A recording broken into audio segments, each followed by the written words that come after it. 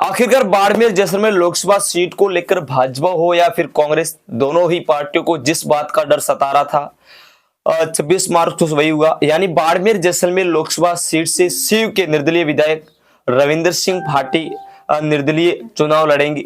आपको बता दें कि 26 मार्च को बाड़मेर के आलोक आश्रम में सर्व समाज की बैठक का आयोजन किया गया, जहां सवेरे से हजारों की तादाद में लोग पहुंचे। बाड़मेर जैसलमेर बालोतरा जिले से बड़ी संख्या में लोगों ने उस बैठक में भाग लिया। दोपहर में शुरू हुई इस बैठक को विभिन्न समाज के लोगों ने संबोधित किया। मंच पर हर किसी ने संबोधित किया। संबोधन दौरान रविंद्र सिंह भाटी का नाम पर सहमति जताई। इधर शाम होते होते जब बैठक समाप्त हुई तो यह निर्णय हुआ कि रविंद्र सिंह भाटी 4 अप्रैल को बाड़मेर जैसलमेर लोकसभा सीट से निर्दलीय नामांकन दाखिल करेंगे। उधर भाटी 27 मार्च को ही जन आशीर्वाद यात्रा का दूसरा चरण भी शुरू करने जा रहे थे, जिसको जल्दी समाप्त करने के बाद वे 4 अप्रैल को नामांकन दाखिल करने के बाद दोबारा लोकसभा क्षेत्र जनसंपर्क करने में लग जाएंगे। इधर जिस तरह से शिव विधानसभा गत विधानसभा चुनाव के दौरान राजस्थान में ही नहीं पूरे देश में चर्चा का विषय रही, उसी की तरह अब लोकसभा चुनाव में बाड़मेर जैसलमेर लोकसभा सीट से देश में हॉट रहने वाली इधर जिस सीट से भाजपा ने दूसरी बार कैलाश चौधरी को मैदान में उतारा, जबकि कांग्रेस ने आरएलपी के कांग्रेस में आए उम्मीदवार बेनीवाल को। हालांकि ये मामला टक्कर का रहेगा, जितना आसान समझा जा रहा है उतना आसान नहीं है, लेकिन फिर भी रविंद्र सिंह भाटी के निर्दलीय ताल ठोकने से अब मामला पूरी तरह से त्रिकोणीय बन गया है।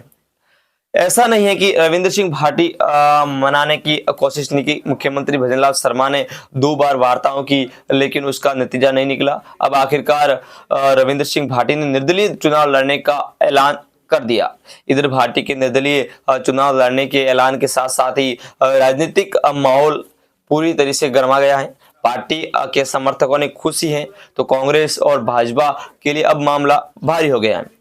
कांग्रेस इस सीट से इस बार उम्मीदवार बेनीवाल को उतार कर ये समझ रही है कि भाजपा को टक्कर दी जाएगी और हो सकता है कि हम सीट निकाल भी ले सकते हैं, लेकिन सारे समीकरण को बदल गए। भाजपा भी कैलाश चौधरी को दूसरी बार उतार कर ये सोच रही थी कि वैसे मोदी जी के नाम पर वोट मिल जाएंगे और चौधरी को दोबारा मौका देने के पर वे सीट निकाल लेंगे, लेकिन अब मामला बहुत ही टेढ़ा हो गया है। रविंद्र सिंह भाटी चुनाव लड़ने से अगर नुकसान होगा तो वह पूरी तरह से भाजपा को ही होगा।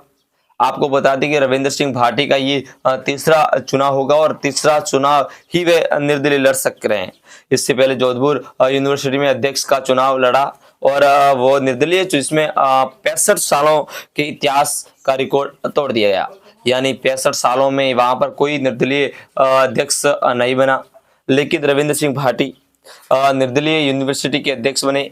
इसके बाद गत विधानसभा चुनाव में शिव के भाजपा का टिकट मांगा, लेकिन शिव नहीं मिला और निर्दलीय टाल टोक कर वो यहाँ से निर्दलीय जीत और शिव विधानसभा के कद्दावर नेता अमीन खान और फतेह खान को हराया और शिव से एक 26 साल के युवा ने इतिहास रच दिया।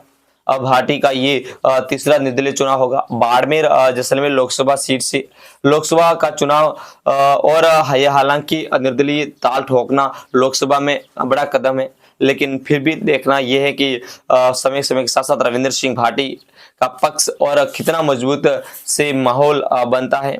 क्या रविंद्र सिंह भाटी बाड़मेर जैसलमेर लोकसभा सीट से जीत दर्ज कर पाएंगे? तो आप कमेंट करके जरूर बताएं, क्या निर्दलीय चुनाव लड़ना रविंद्र सिंह भाटी के लिए सही है या नहीं है।